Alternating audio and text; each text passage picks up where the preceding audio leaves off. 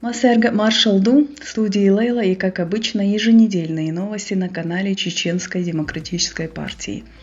А также хотелось бы сказать, что вы можете поддержать наш канал лайком или комментарием под видео. Баркал.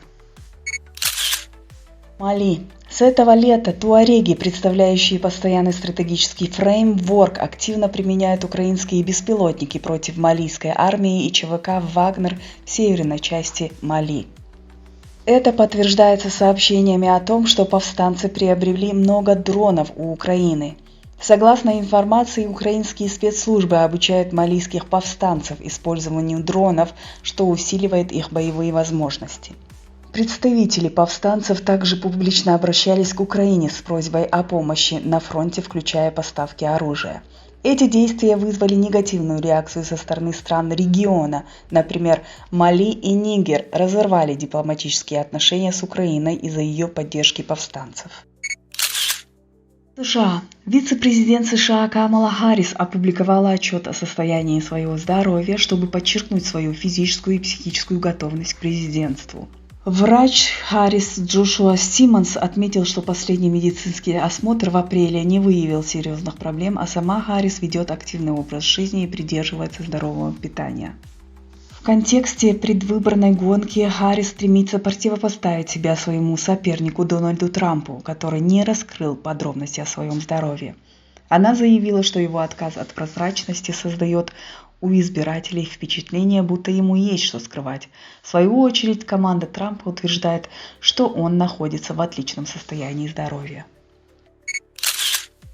Германия. Зеленский в Германии. Шольц обещает поставить Украине вооружение на $1 миллиард.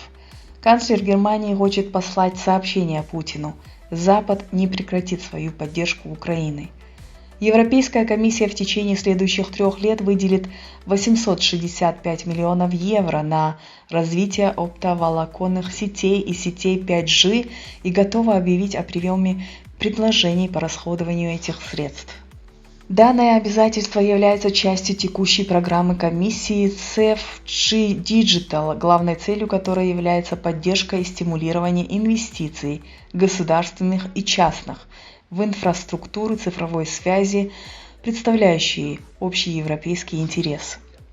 Первыми в списке для финансирования идут сети, что неудивительно, учитывая цель комиссии к 2030 году обеспечить практически всю Европу сетями 5G и гигабитной связью к концу десятилетия.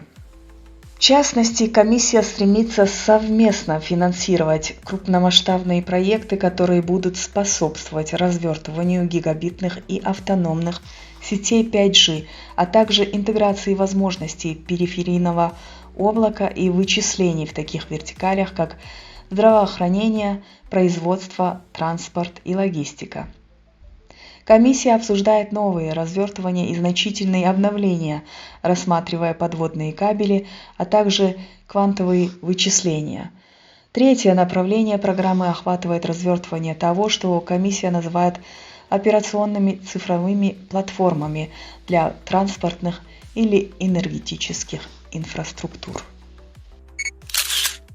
Эстония. С начала российского вторжения в Украину несколько тысяч эстонцев вступили в Союз обороны страны, опасаясь нападения России.